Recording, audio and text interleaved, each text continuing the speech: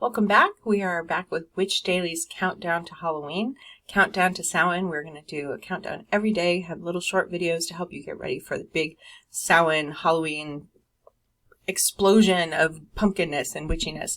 So hope you're ready. We're going to have a really cool talk today about the thin place or a thin place. And you may have heard this term before. It's an Irish term that people talk about a lot when there's some like spooky happenings in a place. They often call it a thin place. And a thin place is a place where the veil between the worlds is very thin. And so mystical, spooky things might happen there. Now, my experience has been that a thin place is not only a place where, maybe you can see into another realm, or you can have the presence of spirit, animals or people, right? A thin place can also be a person. A person can walk around as their own kind of thin place. They take the thin place with them.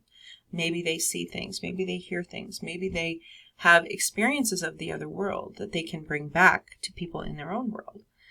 Now, this may sound crazy, but I myself am one of these people, and I know a lot of people who are like this, right? And if you are a witch, you're probably drawn because you exist in that kind of thin place where you can sense things, you can feel things, you know maybe what's coming, or you get a sense that something is coming.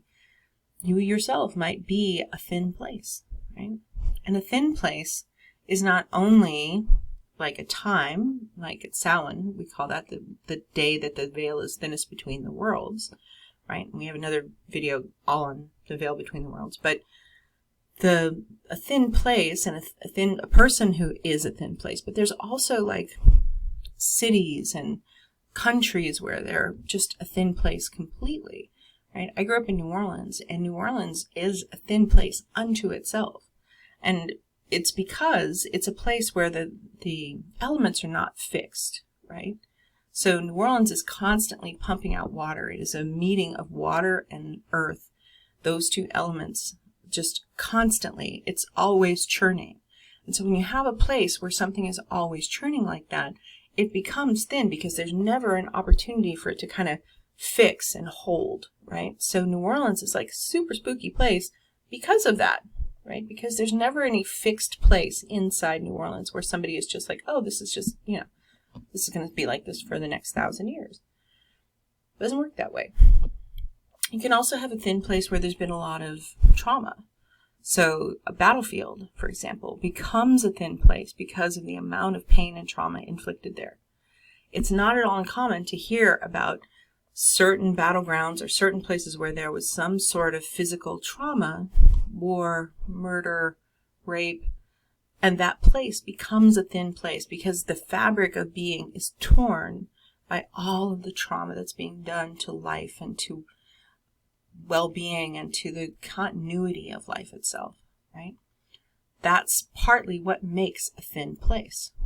It's the overlap of elements, or it's trauma, or it's someone who's just born that way, right?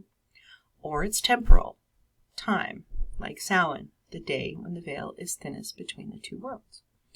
So ask yourself, what does it mean for you, whether you walk in a thin place, or you live in a place that is a thin place, or maybe you've been somewhere, right, that's kind of spooky or that just doesn't feel solid? Ask yourself, is this a thin place? Is that a place where I might connect with something that's bigger than me, right? Can I connect to something that's deep, or maybe there's messages there or awareness that I can tap into? Give it a shot. Take a vacation somewhere where there's been a lot of history, a place like a battleground like Gettysburg. Or maybe you go to New Orleans, or you go to Savannah, Georgia, or you go to old Los Angeles. Or lots of places in New York are thin places for the same reason. It's an island, right? Manhattan is an island. So there's all this churn that happens when you are in a thin place. And ask yourself if you can, if you think you can call on it. Test it out. See. My experience working and walking in New Orleans when I lived there was that there were even more places that were thinner than others, even though New Orleans itself was completely, a thin place all into itself. But there were places, especially where there had been a lot of illness or death, There was a channel dug in New Orleans during the 1912 pandemic that was there for yellow fever, and they had buried thousands of people in this channel, and mostly Irish immigrants. And so it was just an eerie place, and I felt it to be an eerie place, a thin place, long before I knew what had happened there. And that's true that's going to be true for you too. You know, if you find yourself drawn to haunted houses or to any kind of kind of the edge of a forest, anywhere where there's going to be a change in elements, that's the place where you're most likely to find a thin place.